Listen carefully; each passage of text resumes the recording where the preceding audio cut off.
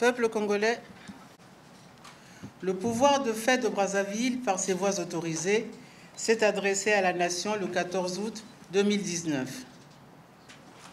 Comme il fallait s'y attendre, la forme solennelle et les apparences de sérénité ont été déployées pour faire illusion sur la situation réelle du pays et le quotidien des Congolais. À ces efforts pour tromper la communauté nationale et internationale, nous opposons la vérité. D'abord, la vérité sur la situation économique du pays, ensuite, celle sur les institutions et la crise politique. Qu'ils souviennent à la conscience nationale que le pouvoir de Brazzaville s'est maintenu par la brutalité des armes pour éviter que le pouvoir issu de l'alternance pacifique ne découvre et ne dévoile l'ampleur des crimes économiques et financiers commis au cours des mandats achevés.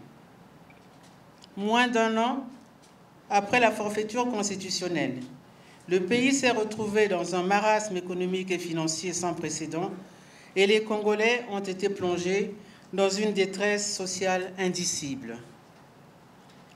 Aucun remède n'a été proposé, comme dans l'affaire des disparus du Beach, dans laquelle le jugement rendu reconnaît un crime sans criminel. On a servi au peuple une crise sans responsable. Le Congo ploie encore ce jour sous le poids d'une dette qui ne peut être expliquée à l'aune des dépenses en capital de l'État, quelles que soient les extrapolations imaginables. Pendant ce temps, l'attention des Congolais a été détournée vers un accord avec le Fonds monétaire international présenté comme une panacée.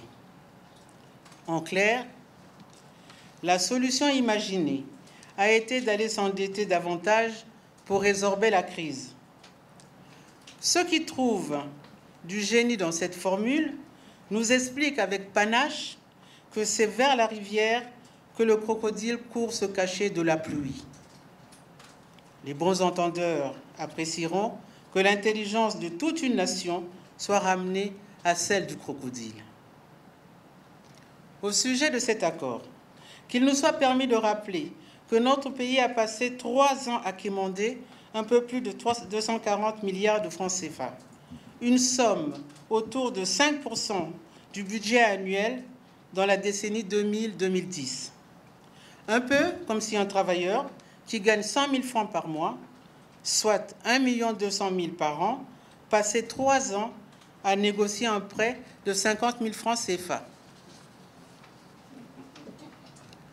Pour rappel, en 2012, sur une simple demande verbale du président du Niger, le Congo avait mis à la disposition de ce pays la somme de 50 milliards de francs CFA.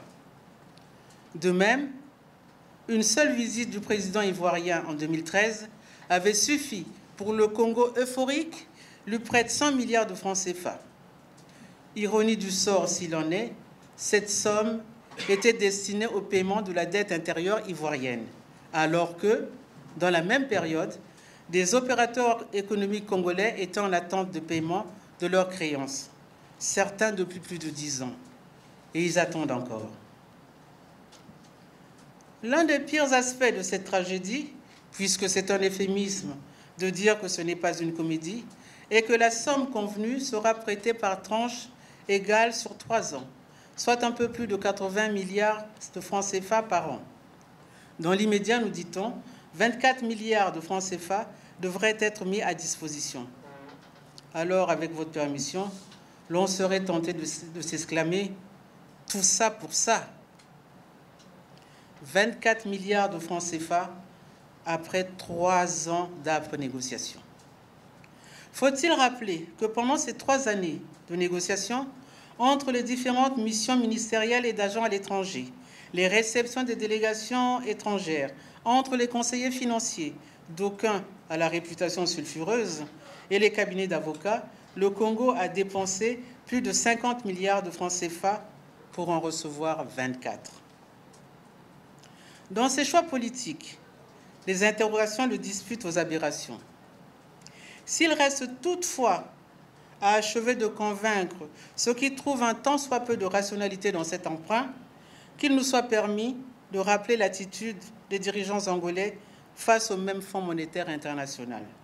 En effet, pour avoir été en négociation pendant plus d'une année, l'Angola de Dos Santos avait refusé en juillet 2016 les 4,5 milliards de dollars, soit environ 2500 milliards de francs CFA, mis à sa disposition. La leçon consommée, le FMI a répondu à la demande de prêt du nouveau président angolais en 2018 dans les 6 mois. Un prêt consensuel de 3,7 milliards de dollars, soit environ 2 milliards de francs CFA, a été accordé sans contingence particulière. S'il est vrai que le Fonds monétaire est le dernier recours pour tout pays membre en difficulté, il n'en demeure pas moins que tous ne reçoivent pas le même traitement eu égard à la confiance qu'inspire leur histoire avec cette institution et leurs pratiques de gestion respectives. La posture des dirigeants angolais a pu se démarquer de celle des responsables africains coupables de faire de l'Afrique le nid de l'indignité. Peuple congolais, mes chers compatriotes, toute chose doit avoir une limite. Pour toute personne qui dispose encore de toutes ses facultés, il doit y avoir un seuil de dignité, parce que la capacité d'indignation est ce qui nous distingue des autres animaux. Que reste-t-il d'un être qui ne peut plus s'indigner, qui n'est plus capable de réagir? Les médecins parlent de coma lorsqu'un être vivant ne réagit plus aux stimulus externes.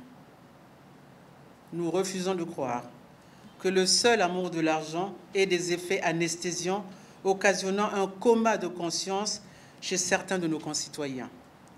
Nous refusons de croire que la seule appartenance ethnique peut rendre sourd et aveugle au point de faire taire le minimum de sensibilité patriotique qui doit habiter chaque être humain.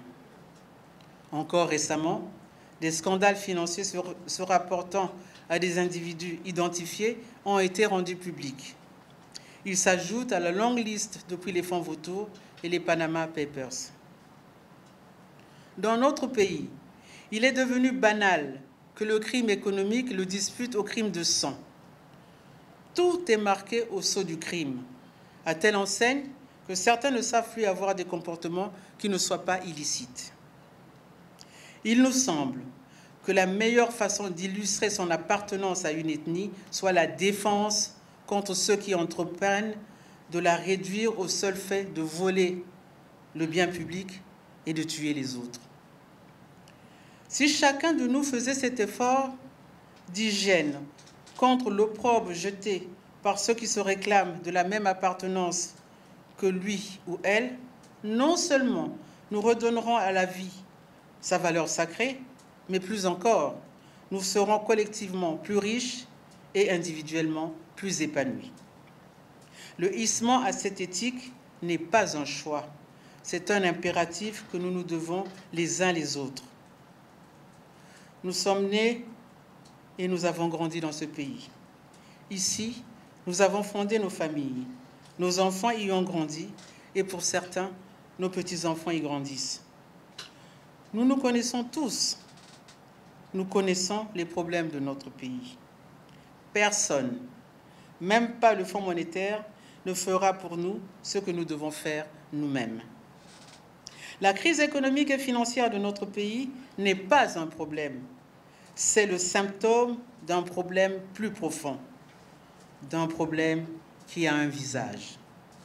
La crise politique actuelle porte le même visage. On ne soulage pas un malade d'une infection en luttant contre la fièvre, qui ne fait que signaler la présence d'un virus. Toutes nos crises ne font que nous signaler la présence d'un mal. C'est contre ce mal qu'il nous faut lutter. Cette lutte n'est pas celle d'un Congolais contre un autre. Elle n'est pas celle d'une tribu contre une autre, ou d'un parti contre un autre. C'est la lutte des Congolais contre ce qui nous divise. le mal qui détruit tout dans notre pays emprunte des visages à nos amis, à nos parents, à nos tribus, à nos partis, à nos institutions, à notre État. Ce leurre ne doit pas nous détourner de la vérité. Un mal n'a pas d'amis, pas de parents, pas de tribus, pas de partis. Les parents, la tribu, les amis et le parti, au mieux, servent de prétexte. Au pire, ils ne sont que de simples instruments. Un mal n'a pas non plus de mémoire. Il est toujours prêt à écraser ses meilleurs serviteurs dès qu'ils essaient de rationaliser ses pratiques. Des exemples nombreux sont dans nos esprits. La Fédération de l'opposition congolaise renouvelle son appel à l'unité de la nation. C'est ensemble que nous pourrons reconstruire notre pays. C'est seulement ensemble que nous pouvons faire face aux défis extérieurs, et Dieu sait combien ils sont nombreux et combien de temps nous avons déjà perdu. Nous rappelons à ceux qui ne nous entendent pas assez qu'il n'est jamais trop tard pour bien faire. La Fédération de l'opposition congolaise se tient prête à conjuguer ses efforts avec tous ceux qui veulent reconstruire notre pays. L'histoire des peuples nous montre que les tenants des pouvoirs usurpés ont toujours misé sur l'amnésie collective pour jouir du confort de la reconnaissance de l'autorité de l'État. Ils postulent que parce qu'elles sont en place, leurs institutions de pantomime n'ont pas à justifier de leur légitimité. La Fédération de l'opposition congolaise ne versera dans aucune complaisance quant à la légitimité des institutions et l'autorité de l'État. Nous ne céderons pas à la politique du doigt sur la gâchette, aux pratiques des emprisonnements des dirigeants politiques visant à faire du fait du prince un fait accompli. Le temps qui passe ne doit pas nous faire accepter l'inacceptable. Lorsque quelqu'un occupe votre maison sans en avoir l'autorisation, votre droit absolu de le faire partir ne peut se prescrire par le seul écoulement du temps. Le droit est et sera avec ceux qui réclament l'ordre constitutionnel et la souveraineté du peuple. Vive la démocratie, vive la République, Dieu bénisse le Congo, je vous remercie.